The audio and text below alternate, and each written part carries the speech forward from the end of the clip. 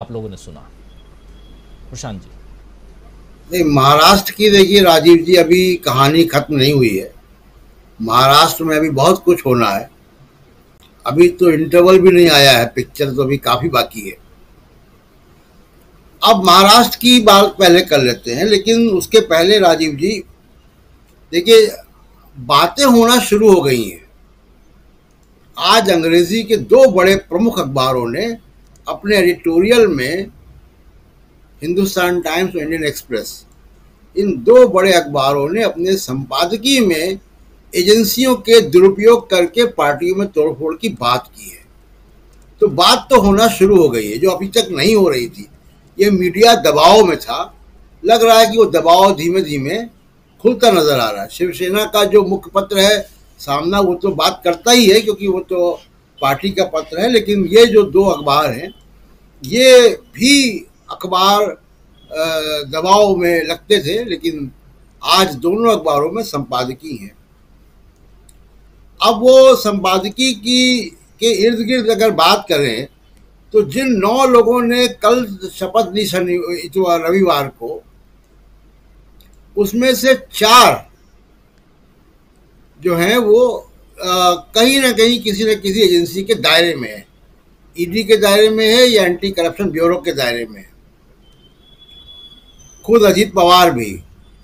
उसके अलावा जिन्होंने, अजीत पवार ने जिनको वो बनाया अपना स्टेट प्रेसिडेंट, सुनील तातकोरे।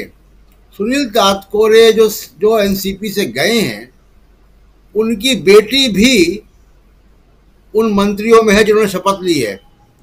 और सुनील तातकोरे भी उसी सिंचाई घोटाले में एजेंसियों के दायरे में हैं, एंटी करप्शन ब्यूरो के और ईडी के, जिसकी चर्चा मोदी साहब भोपाल में कर रहे थे जब वो 70,000 करोड़ के घोटाले की बात कर रहे थे। तो ये एजेंसियों का इस्तेमाल करके सरकारों को तोड़ने फोड़ने की बात जो कपिल सिब्बल ने की है, जो सुप्रीम कोर्ट में गए हैं, उसमें सुप्रीम कोर्ट की भी कल भी मैंने चर्चा की थी आपसे कि सुप्रीम कोर्ट की भी जो एक नीति रही कि लंबे समय तक चीज़ों को टालने की, खासकर महाराष्ट्र के मामले पे, उससे महाराष्ट्र में इस तरीके की कार्रवाइयों को बल मिला है। सुप्रीम कोर्ट को फैसला करना चाहिए था। अब सुप्रीम कोर्ट ने स्पीकर को कहा है कि जल्दी फैसला करें 16 विधायकों के लिए। मुझे लगता है कि 16 विधायकों का फैसला अगस्त खत्म होते होते आ जाएगा। अब ये बड़ी विचित्र स्थिति है। जितना वादा किया अजीत पवार, उतने लोग ला नहीं पाए। सरकार की एक तरीके से जो डिपेंडेंस है एक नाथ शिंदे वाली शिवसेना पे, वो कम हो गई है। और बीएमसी के इलेक्शन के बाद एक राउंड और होगा, और उन सब के बीच में महाराष्ट्र में भी सर्वे की बात हो रही थी। कई सर्वे चल रहे हैं बड़े मजेदार। एक आध सर्वे की चर्चा हम लोग यहाँ पे कर चुके हैं। एक सर्वे, तथा कथित सर्वे, बीजेपी ने भी कराया, और वो बीजेपी के सर्वे कराने वाले जो उनके महासचिव विनोद तावड़े, बाद में उनको डिनाई करना पड़ा, लेकिन मीडिया में वो रिपोर्ट भरी पड़ी है कि विनोद तावड़े ने ये कहा कि एक नाथ शिंदे के साथ हाथ मिला के बीजेपी ने गलती की है, 2024 में उसके नतीजे बहुत खराब होंगे। इस तरीके की रिपोर्ट्स मीडिया में है। हालांकि तावड़े साहब ने डिनाई किया इसको, लेकिन मीडिया में और राजनीतिक हलकों में है। और जो चर्चा राजनीतिक हलकों में है वो और भी मजेदार है। देवेंद्र फडणवीस के बारे में ये कहा गया कि साहब, उनको मुख्यमंत्री बनाना तो डिजास्टर्स होगा, क्योंकि कोई भी ब्राह्मण मुख्यमंत्री अगर बनेगा महाराष्ट्र में तो बीजेपी के लिए और मुश्किल पैदा होगी। तो मुझे लगता है कि कहीं जो देवेंद्र फडणवीस, जो बहुत आगे बढ़ के इस तोड़फोड़ में शामिल हुए बुलडोजर लेकर, उनको भी कुछ मिलने नहीं जा रहा है। भले ही वो रिपोर्ट डिनाई हो गई, लेकिन रिपोर्ट अंदर खाने में है। और उस दबाव में क्या हुआ है कि एक सर्वे तो मीडिया में आया, जिस सर्वे के आधार पर एक नाथ शिंदे जी ने फुल पेज अपना फोटो लगा के अकेले मोदी जी के साथ सबसे लोकप्रिय मुख्यमंत्री के तौर पे और सबसे लोकप्रिय के तौर पे फ्रंट पेज में अखबारों में फोटो आ गए। उस पे बवाल मचा। अगले दिन दूसरा फोटो आया, दूसरा विज्ञापन छपा जिसमें देवेंद्र फडणवीस का भी फोटो लगाया गया और लोगों का फोटो लगाया गया। बाल ठाकरे का फोटो नहीं लगा था पहले विज्ञापन में, वो बाल ठाकरे का फोटो लगाया गया। तीसरा एक और सर्वे हुआ है जिसकी चर्चा कम है। देवेंद्र फडणवीस ने एक प्राइवेट एजेंसी से अपना भी एक सर्वे करवाया हाईकमान को देने के लिए कि वो कितना लोकप्रिय हैं। तो बीजेपी के अंदर जो है वो एक सर्कस के मानंद काम चल रहा है कि कौन कितना लोकप्रिय है। एक नाथ शिंदे लोकप्रिय है कि देवेंद्र फडणवीस लोकप्रिय है कि अजीत पवार वहाँ पे जो है वो अपनी उनकी तूती बोलेगी, किसकी तूती बोलेगी।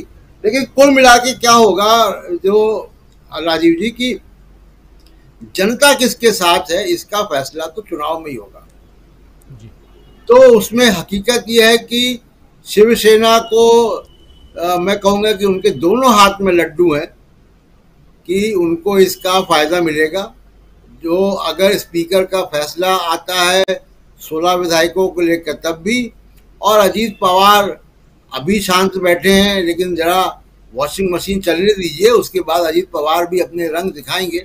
तो शिंदे साहब के लिए ये बड़ा मतलब बहुत कोई खुशी का दौर नहीं होगा। और एक बार वो हटेंगे तो उसके बाद उनको जनता जब फेस करनी पड़ेगी, जनता का गुस्सा और जनता का मिजाज। क्योंकि शिंदे साहब की हकीकत ये है कि शिंदे साहब केवल थाने के नेता हैं।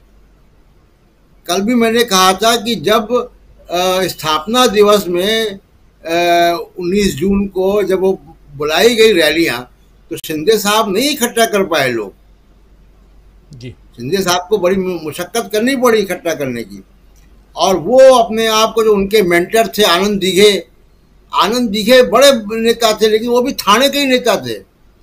और ये अपने आप को आनंद दिघे समझ रहे हैं। आनंद दिघे का रुतबा और था, एक नाथ शिंदे उनके शिष्य थे।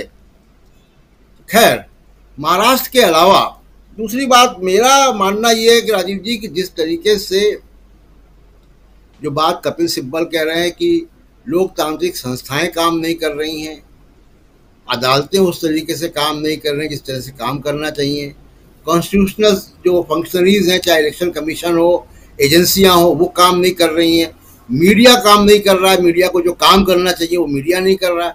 एक दबाव में है भारत का लोकतंत्र। और जब बेंगलोर में विपक्षी पार्टियां मिले तो केवल हाथ ऊंचे करके फोटो नहीं खिंचाएं, एक कोई ठोस कार्यक्रम भी लाएं जी कि वो क्या करने जा रहे हैं। और खासकर जिस चीज की वो भुक्तभोगी हो केवल वो भुक्तभोगी नहीं है, इस देश का संवैधानिक लोकतंत्र भुक्तभोगी है।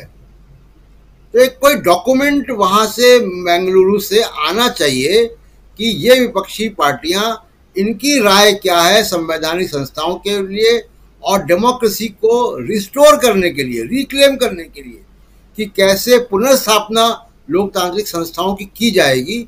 उस पर कोई डॉक्यूमेंट आना चाहिए जिसमें मीडिया, जुडिशरी और डेमोक्रेटिक इंस्टीट्यूशंस, एजेंसियों का दुरुपयोग, ये सारी बातें हों कि उसका निवारण वो कैसे करेंगे।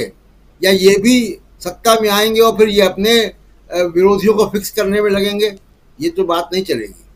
तो ये मैं उम्मीद करता हूँ कि बेंगलुरु में जब ये लोग मिलेंगे तो फोटो खिंचाने के साथ साथ एक हाथ ऊंचे करके ये बात भी, एक डॉक्यूमेंट भी सामने आए कि करना क्या है भारतीय लोकतंत्र को बचाने के लिए। जी, भारतीय लोकतंत्र को बचाने